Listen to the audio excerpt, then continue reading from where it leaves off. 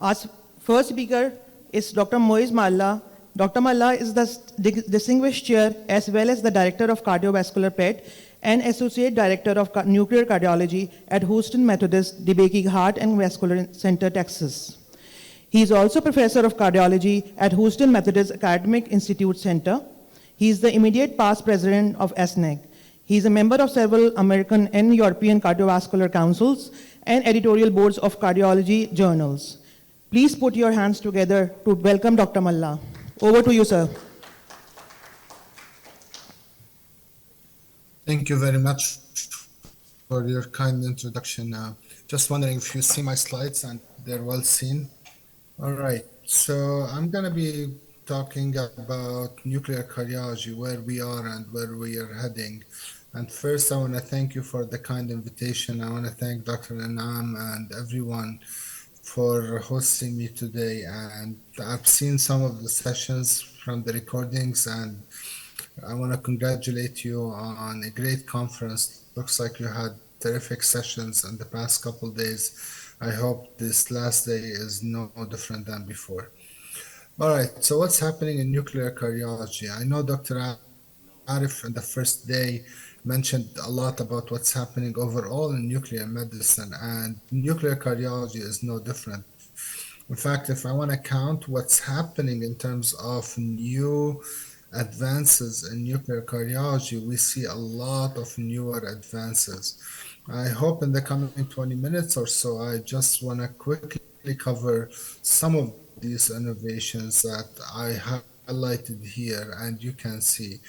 There are advantages in cardiac PET, hybrid imaging, newer tracers, newer cameras, AI tools, infection, inflammation imaging, myocardial blood flow, and amyloid. Obviously, this is too ambitious really to cover all of them in 20 minutes, but I'll give it my best shot.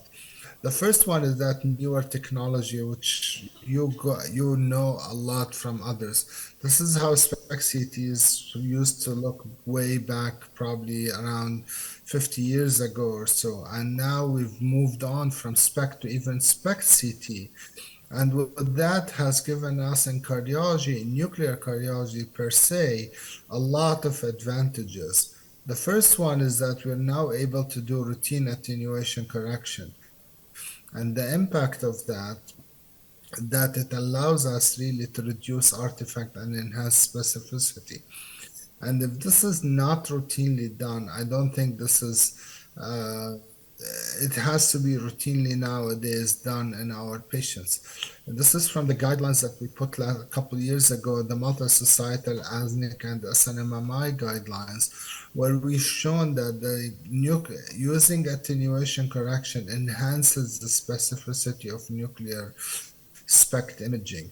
You can see that we go up in terms of specificity from 68% all the way to 83%. But now that's not the only advance we have. Now we have even CZT SPECT cameras, which I know that some of the centers that you have some of the D-SPECT and some of these.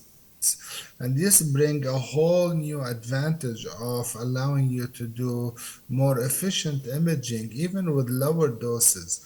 And this is the experience of one site in the United States where they were able to get a CCT camera and then followed by a second CCT camera. And now you can see that the amount of radiation, the exposure of these patients have dropped to about 2 millisievert in the median once they got using these new cameras, because you can inject very low doses even among obese patients. So this is one major advantage.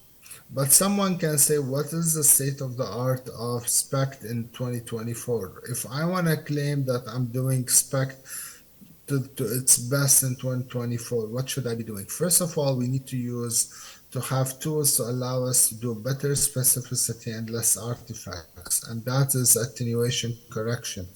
And to me, I feel very strong about this. We need to use this tool to allow us to do adequate imaging. We also need to have concomitant assessment of atherosclerosis. You can either look at it on a dedicated calcium score, or you can look at it on the CT attenuation correction. And I think Dr. Nabi is going to cover this in a whole talk after this.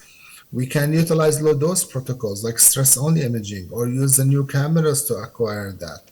Or finally, we have to try to assess myocardial blood flow in some patients because for many years we focused a lot on ischemia. Just our burden was, I will do an MPI study and I will say, well, this is ischemia or no ischemia.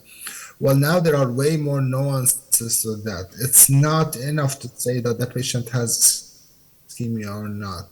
We need to know if the patient has atherosclerosis or not, or if the patient has mild atherosclerosis but no ischemia, or if there is atherosclerosis and ischemia. I think it's very important to know that.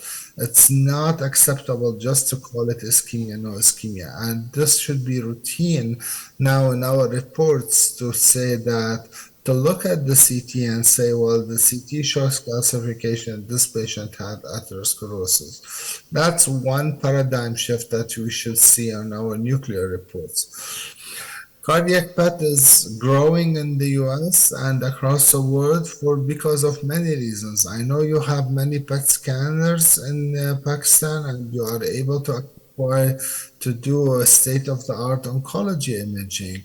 But for MPI, cardiac PET provides you with a lot of advantages given high diagnostic accuracy, high quality images, low radiation protocol, short acquisition protocol. But I think one of the main advantages of cardiac PET here is that cardiac PET allows for quantification of blood flow and has strong prognostic data.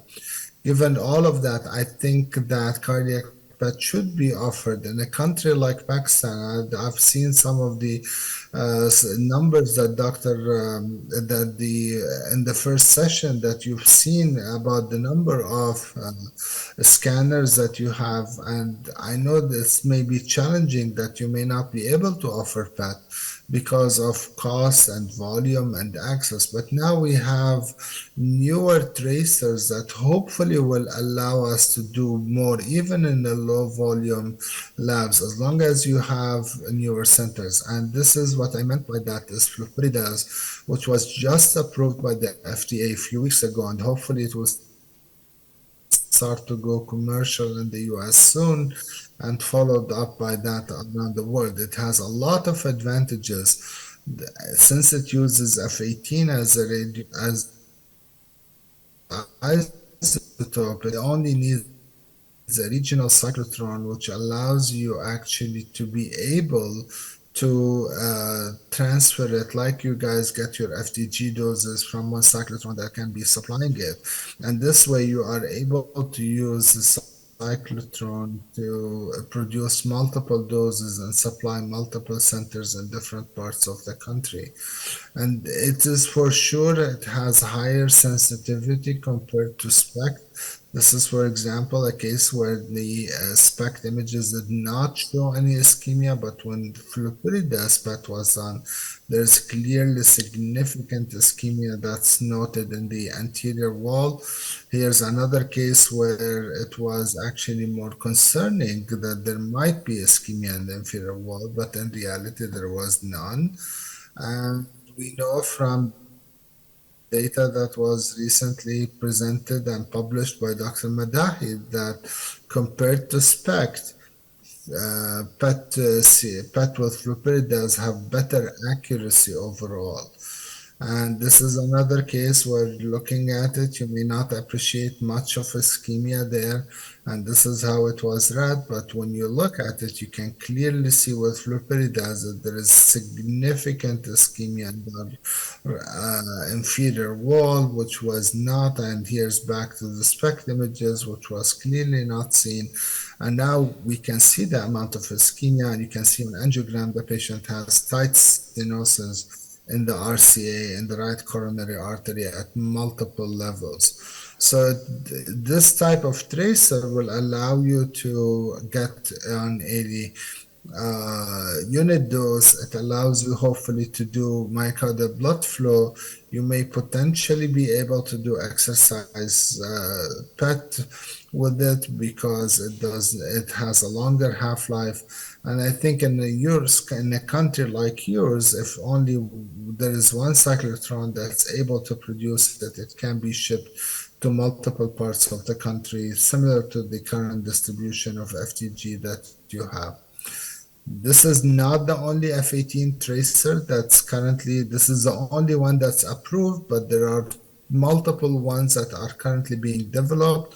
This is one which is done in China, which I would call the Chinese version of flurpiridaz. And now it's good. They just published phase 1, phase 2 has been completed, and they're about to start their phase 3. So hopefully within few years, you'll have not only one option, but you will have multiple options that will allow you to do cardiac PET in your country, and hopefully be able to offer that to your patients. And if you ask me, this is something that's very encouraging. And there is actually a third one, which is also currently being developed in Poland. And there will be a third tracer, and the phase 1 is currently being reviewed, and the phase 3 is actually enrolling in these patients. And this is the image quality from the phase 1 publication of that Chinese version of flurpiridaz. And you can see here the image quality, how great it is in this patient. So now your doctors are looking, your cardiologists, your referring physicians are looking in their guidelines, whether they're coming from the base, they're looking at the USA guidelines or the ESC guidelines, and both of them have multiple class 1 indications for cardiac PET, but also for myocardial blood flow reserve, or CFR, to help you in the assessment of patients. In fact, the European Society of Cardiology, which is equivalent to ANM, but this is for the cardiology group, the cardiology patient, your cardiology doctors look to these guidelines. Now they are being told, and this is just published and presented in ESC in London a few weeks ago, where it shows that PET is preferred to SPECT. And here it says measure calcium score. And this here it says, but MPI is helpful to identify patients at high risk of adverse events. So all of these doctors are gonna come to you and ask you about these. And I know in the meantime, you don't have PET to be able to offer to your patient to assess blood flow, but I think you can do it with specs. And I know that we know that many of these patients who have chest pain have microvascular angina. About half of them in this study actually tend to have microvascular angina. So these patients who have chest pain, they come to their heart doctor, they're having chest pain. We do some images, SPECT, and we don't see anything. If you look at them, especially in a country where you have diabetes, obesity, smoking, you will be able to diagnose many patients with microvascular angina if you do SPECT myocardial blood flow. And I don't have much experience with that. I know Dr. Inam is doing a lot of that kind of work. And this is one case that was lent to me by Dr. Prem Soman, where you can see that the perfusion imaging was pretty much normal.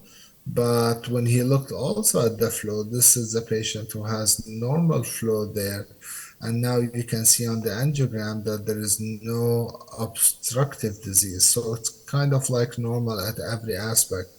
It shows you that we are able to quantify blood flow. And when this was looked at in terms of accuracy compared to PET, it was reasonable accuracy.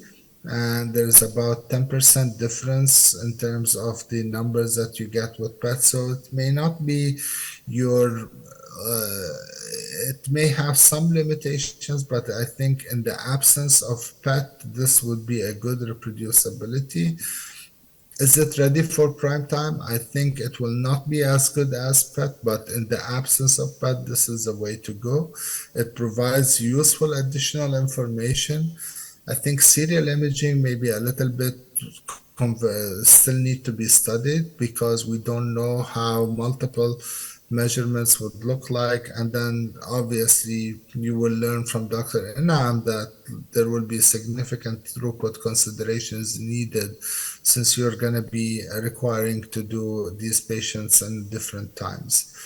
So I think for ischemic heart disease, which I think is going to be the most of the applications we do, these are the major advantages that you see here. Now, there are some new other applications that I will share with you from artificial intelligence. Now, there are software that allows you to do AI-based attenuation correction. So here you, for example, you see a SPECT with an inferior defect. You think it is diaphragmatic attenuation. They did attenuation correction using CT and it looks perfect and there was nothing in there. But when they also did deep learning attenuation correction, it gave you similar results to the attenuation correction by CT. And the accuracy was pretty much very similar to between the attenuation correction done by CT versus deep learning. And this is another software, but now here they do it with polar maps, and here's a defect, and goes away with attenuation correction and goes away with deep learning. And now on the CZT camera, this is actually a product which is available in the US, and it is actually that you can, it's called TrueCore, and it is, you can potentially use it clinically and FDA approved, where you see an inferior defect here, it gets better with attenuation correction, but also CT attenuation correction gives you similar results to what you see with the CT attenuation correction. So hopefully that will help you pick up on these. But there is a whole slew of non-coronary applications that are growing in our labs. And in fact, in my lab now, there are 25% of our work that we do. For example, we do a lot of amyloid imaging. I'm not going to talk much about it, but what you can see is that among patients that we suspect them, whether you do PYP or DPD imaging, you can see an uptake favors ATTR. But I think I want to make a point here is that now I personally think, and the guidelines encourage you to do SPECT CT.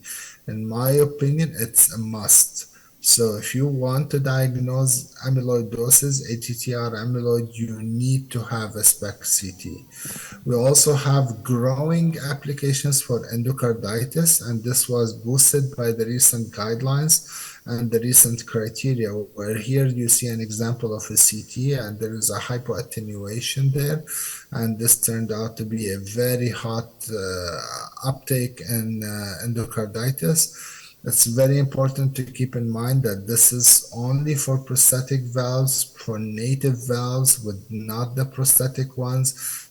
The sensitivity is low, so I always tell my referring physicians that if I see it, it's there. If I don't see it, that does not mean that the patient does not have endocarditis. And now we got a big boost from the criteria for endocarditis, where CT and PET imaging are major criteria for diagnosis of endocarditis. So both PET and cardiac computed tomography, both of them are considered major criteria for diagnosis of endocarditis, where many years ago it was primarily echo. Now we have echo, but also CT and PET, which is a major advantage for these patients for diagnosis. And the European guidelines also gave it class 1 here, where you can see here FDG, PET, and CT are recommended in patients with prosthetic valve endocarditis to detect valvular lesions and confirm diagnosis. Class 1. So this is what your cardiologist, a referring physician, or ID doctors read, and that's why you will see many of these applications, and you can start to implement them today. In comparison to white blood cells, SPECT CT, for example, it's a longer procedure and has given a class 2A indication with level of evidence C, and only if there is PET-CT is unavailable. If you have PET-CT available, that would be a better option for you. We also diagnose inflammation. We can look at it in the aorta. We can look at it in the pericardium. We've seen pericarditis uptake. We've seen aortitis uptake. We've seen also myocarditis, and the myocarditis may be from sarcoid, maybe from something else. And it's very important for us to make the diagnosis. We combine it often with MRI and potentially fuse it, as you see here. But you can also see that we look beyond the left ventricle. We can see it also sometimes faint uptake in the RV. In this patient, for example, we see it in the left atrium, and you can see this intense uptake that we see here. You can also see that we can see it in extracardiac uptake, like lymph nodes, sometimes in the lungs, sometimes in the liver, sometimes in the spleen. But it's very important to make sure that the patient is well prepped for these type of studies. So it's very important to know that, because we don't want to overcall. This is a patient where we did perfusion imaging. There might be a small basal perfusion defect, but the patient has diffuse uptake there. When we told the patient to be prepared better without any treatment, now you can see that there is no uptake actually in the myocardium. So we've done a study to look at this, and we found that using beta hydroxybutyrate test, it will guide us to identify which patients are actually well suppressed. And what we are using is a cutoff of 0.4. I would say that probably it is between 0.4 and 0.5 where the cutoff. We had few cases that we called false positive despite being above 0.4. But you can see here that with our experience that it's about 0.4 where the most of the time you are correct. If you do it and the beta hydroxybutyrate it's less than 0.2, you're way more likely to be false positive rather than true positive. Sorry to interrupt, sir. And inflammation, you we can have 2 more assess minutes. impact to therapy, and you can look at it quantitative, or you can look at it qualitative and quantitative like you do with cancer, where you follow SUVs, volume of uptake, and others. I want to finish up with one last caution word, which is not every FDG uptake is actually inflammation, is sarcoid. Some of it may be actually other cardiomyopathies. In this case, for example, it was amyloid that had some uptake. And there are some genetic mutations which may potentially have inflammation uptake. So not everything that lights up is actually gonna be sarcoid. You can still have to look in the clinical diagnosis and sometimes may need tissue diagnosis, although it doesn't need to be the heart, but at all you can look and identify, for example, and do also some genetic studies. So it's very important to convey that message to your referring physicians. So what's going on? There is a lot going on in nuclear cardiology. In terms of newer technologies, we have cardiac PET, new tracers, flow assessment, atherosclerosis assessment. There are many AI tools that are being available for us. And now there are new non-coronary applications, including amyloid, inflammation, and infection imaging, which many of these were not on the menu for us about a few years ago.